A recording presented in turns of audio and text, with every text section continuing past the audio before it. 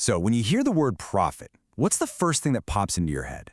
For a lot of us, it's probably someone, gazing into a crystal ball, maybe predicting the distant future. Well, today we're going to dive into the world of the ancient Hebrew prophets and find out that their job was way more complex and honestly, a lot more relevant to our world than you might think. Okay, let's jump right in with the big question, the one that kind of gets to the heart of it all. Was a prophet's main gig telling fortunes, or was it something more grounded, more immediate? Were they actually more like social reformers, speaking directly to the biggest problems of their own time? Let's unpack that. And this comparison really nails it. We tend to get hung up on foretelling, right? The prediction stuff. But in reality, the vast majority of what a prophet did was forthtelling. This means speaking truth to power, right here, right now.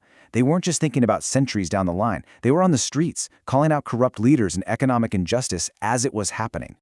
So how did these incredible messages even get to us? It's easy to picture some lone figure on a mountaintop, getting a divine download and just writing it all down. But the reality? It was so much more collaborative. It was absolutely a team effort. That's right, these texts weren't set in stone from day one. Think of them as living documents. The whole process involved what scholars call human instrumentality, basically God working through real people with their own unique writing styles and life experiences to get the message across. And that message was then studied, preserved, and passed down through an entire community. Let's trace this journey. It's kind of like a four-step process. First, you have the prophet who speaks the original message. Then, step 2, a scribe. The fancy word is an amanuensis, like Baruch, who worked for Jeremiah. He writes it all down. Third, you have dedicated disciples, or Talmudim, who study and protect these teachings.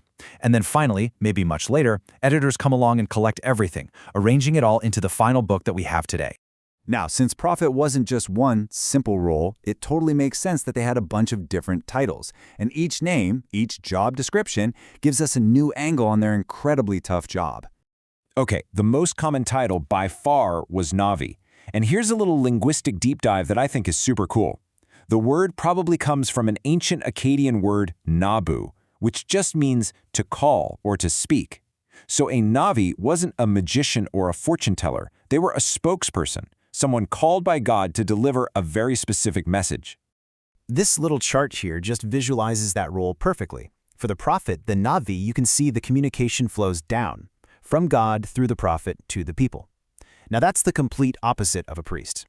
A priest's job was to represent the people and carry their concerns up to God. In fact, a Latin word for priest is pontifex, which means bridge builder, building a bridge from humanity to the divine. The prophet was the message coming the other way. Here's another key title, Malach Yahweh, which means messenger of the Lord. And the perfect analogy for this is a postman. Think about it. A postman delivers mail that they didn't write. You might get a bill you really don't like, but you don't yell at the mail carrier, right? In the same way, the prophet was just delivering God's message, whether people wanted to hear it or not. And the list just keeps going. They were also called man of God, which really emphasizes their divine mission, or my servant, which highlights their obedience to that mission. And yes, sometimes they were called ro or hosa. Both of those translate to seer, and that points to that visionary, perceptive side of their role.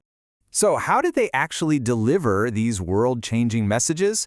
Well, they had a whole literary toolkit they could use, and believe me, this was not your average memo. They used artistry, poetry, and raw emotion to make their point totally unavoidable. I mean, just look at the creative range they had. Sometimes they'd tell a gripping story, a narrative, like the Book of Jonah. Other times, it was a philosophical dialogue, like Habakkuk wrestling with God. They might share a mind-bending vision, like Ezekiel's Valley of Dry Bones. And then, you had the oracle. A short, intense, unforgettable punch of a divine proclamation. And this quote from the prophet Micah, this is a perfect example of a raw, powerful oracle. He's speaking directly to the corrupt leaders of his time. And the language is deliberately shocking. I mean, he's basically calling them cannibals. Why? To force them and everyone listening to feel the brutal reality of what their economic injustice was doing to people. It's meant to horrify you right out of your complacency. And that brings us to such a critical point. These harsh, sometimes brutal messages of judgment, they weren't the whole story, not at all. The prophetic word was kind of like a coin with two sides. He had the bitter medicine of rebuke, and you had the sweet promise of hope. So on one side, you have the bitter part, the forthtelling.